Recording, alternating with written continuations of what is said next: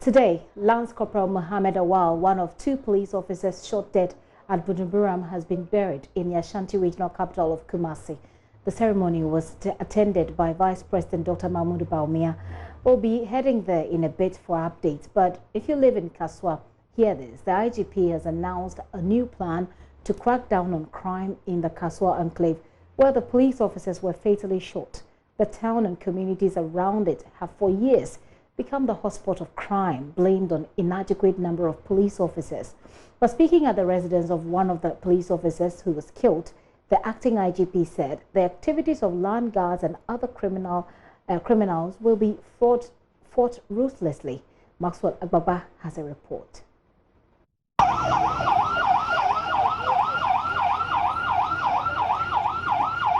Blaring sirens as scores of people gather on the sides of the road leading to Kaswa as the top brass of the Ghana Police Service moved to the crime scene where 2 policemen were killed.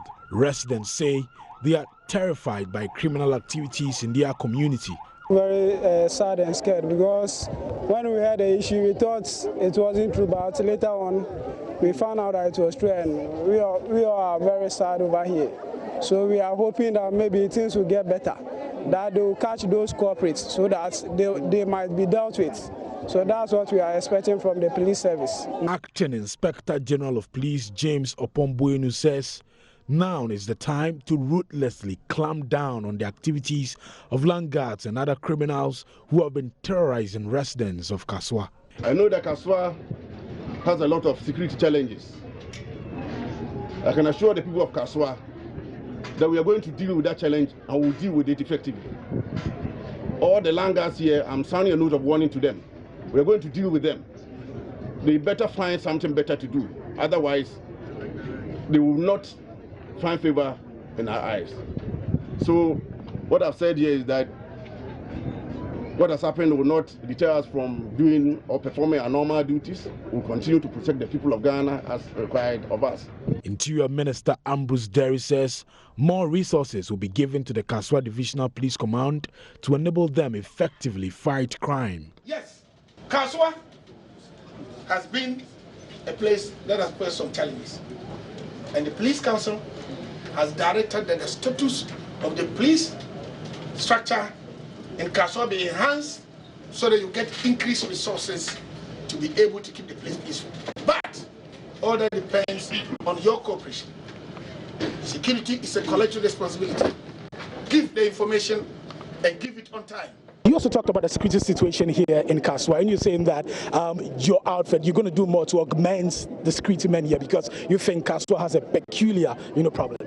The decision has already been taken by the Police Council, and the status of the station has been enhanced, and so with the allocation of resources.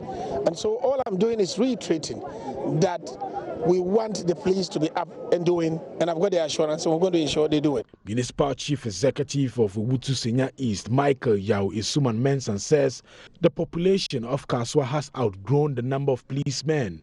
He disagrees with residents that the alarming crime rates is as a result of the influx of foreigners. When we inherited this particular seat as MC, you would recall that the situation in Kaswa was so volatile. I mean, you would realize that on a daily basis we are having issues. And it is not because of foreigners alone, but because it's a cosmopolitan kind of municipality where you have not less than 240 people moving into to settle in Kaswa on weekly basis.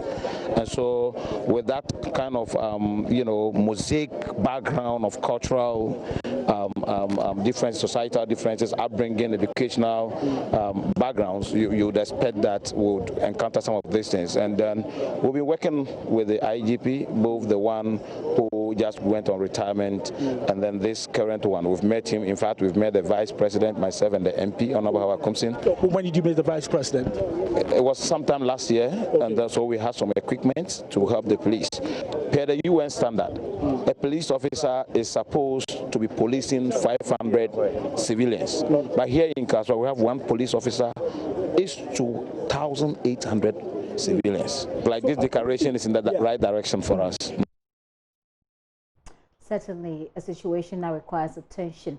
Now, head of legal and prosecutions at the Accra Regional Police Command, the Assistant Commissioner of Police Lydia Donkor, says recent attacks on police personnel will not intimidate them in the performance of their duties. Describing the event as unfortunate, ACP Donkor said it will rather make them strong and resolute to fight crimes in the country.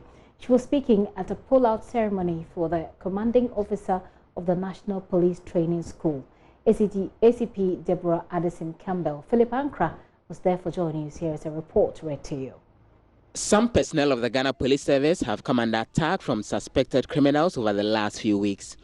The recent murder of some personnel from the Kasoa MTTD brings to 5 the number of personnel who have lost their lives in the past 30 days. ACP Lydia Donkor assures the service will come out stronger. I don't believe that the police service will be intimidated in any way. The society we have is such that crimes will definitely occur. You can't have a society where there's no crime. But what happens is, if the police service is executing its mandate, is dealing with criminals and is also ensuring that people can go about their normal lives, that is what we are focusing on. It's unfortunate that a few of us will lose our lives, but it only makes us stronger and more resolved to deal with such situations. We're not going to be intimidated. We are not going to be let down by 1 or 2 unfortunate incidents. We are going to come out stronger and continue to deliver as is expected of us. In spite of concerns about inadequate training for officers, ACP Donkor says police officers in the country are well trained to perform their duties. We are all just witnesses to our ceremony at the police training school. That should tell you that we have training as part of our activities. So training is an ongoing thing. You might not know what we are doing because our training might not be public knowledge. But day in, day out, men and women of the service are undergoing training. We always have refresher courses. Detectives, for example, are undergoing training at the Detective Training Academy. So we have training ongoing. Within our institution, we know what we have to do. If we have to revise our training, if we have to look at other areas, we'll definitely do that. So, but acting commander for the training school, ACP Ernest Akrasi Mentam, called for more logistics to be provided for the service to enhance their work. Equipment is very vital. Look at the MTU guys who went to the scene. They were not wearing bulletproof and all those things. So at least, if you are not well equipped and if you are not advanced as far as equipment is concerned, you'll be taken by events as far as the criminals are concerned. We actually need logistics. You see, sometimes the cost of security is very high and people take it for granted, but at least we should have an input into security so that we can also perform.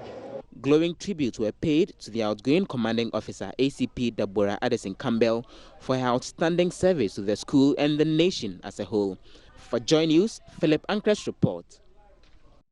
And it's certainly a delight to see all those female officers there, but of course, our condolences to the entire police service.